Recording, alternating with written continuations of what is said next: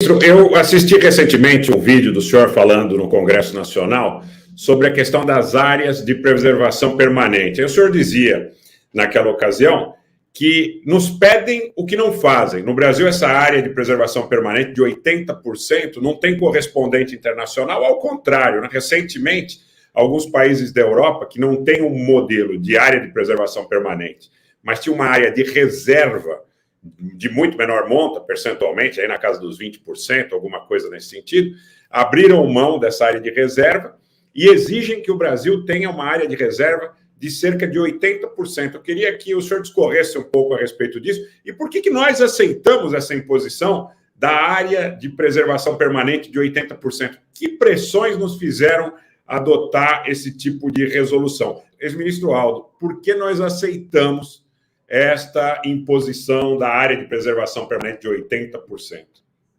Em primeiro lugar, porque temos uma baixa percepção da questão nacional, do interesse nacional, da soberania nacional. Nós somos, principalmente no Sul e no Sudeste, uma sociedade muito vulnerável às ideias cosmopolitas. Nós somos muito influenciados pela Europa e pelos Estados Unidos. Temos pouca consciência dos nossos interesses nacionais.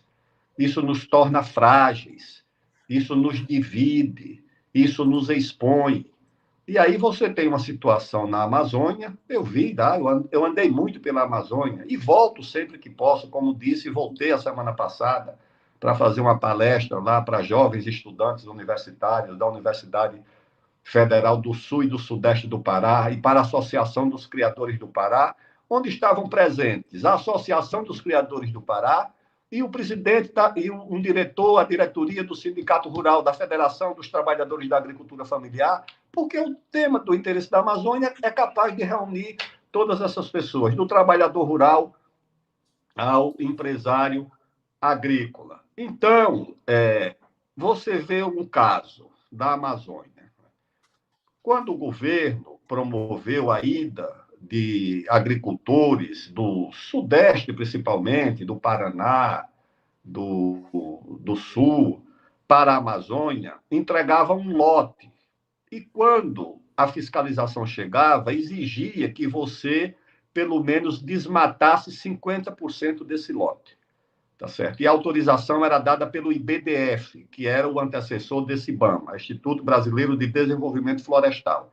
Lhe dava um certificado que você tinha que ocupar pelo menos 50% do seu lote, da sua área. Se você não derrubasse a mata de 50%, você não tinha acesso ao crédito e você corria o risco de perder o lote, porque você não tinha com que pagar o crédito, o empréstimo, se você não tivesse uma área onde tivesse cultura, plantio, a pecuária, etc.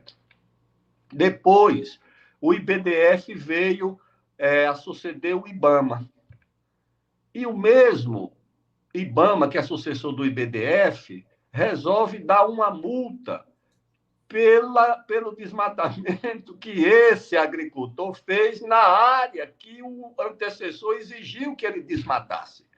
Então, é uma esquizofrenia do Estado brasileiro.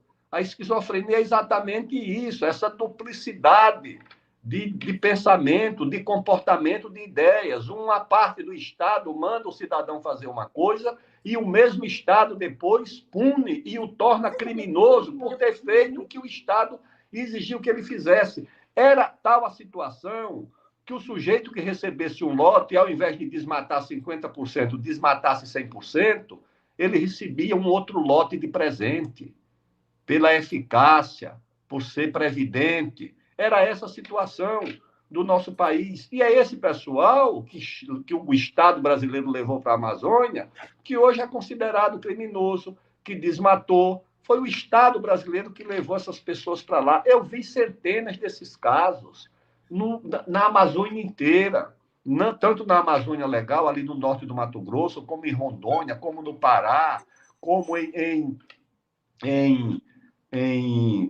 no estado do Amazonas, no estado de Roraima. Hoje me ligou o governador Antônio Denário, governador de Roraima, e o presidente da Assembleia Legislativa, o Soldado Sampaio para me convidar para uma audiência, porque há 10 anos eles propuseram uma emenda de dar um incentivo ao Estado de Roraima se ele fizesse o zoneamento ecológico, econômico do Estado, e eles fizeram, para aproveitar o pouquinho de terra que eles têm disponível para a agricultura, porque 70% do Estado de Roraima é área indígena e área de proteção, de unidade de conservação. Então, essa é uma situação muito difícil. O Amapá, 80% do Amapá é área de conservação e área indígena. Você tem hoje mais de 1 milhão de quilômetros quadrados de áreas demarcadas como terra indígena, você tem outra área de unidade de conservação, principalmente na Amazônia, e você tem a parcela da população que sobrevive lá imprensada, né, cercada por essas dificuldades para sobreviver. Então, a gente tem um problema muito sério, quer dizer, 70%, 80% Roraima, Amapá, de áreas demarcadas, e aquelas áreas não demarcadas, a gente ainda tem 80% de área de preservação permanente. É bastante complexa a situação.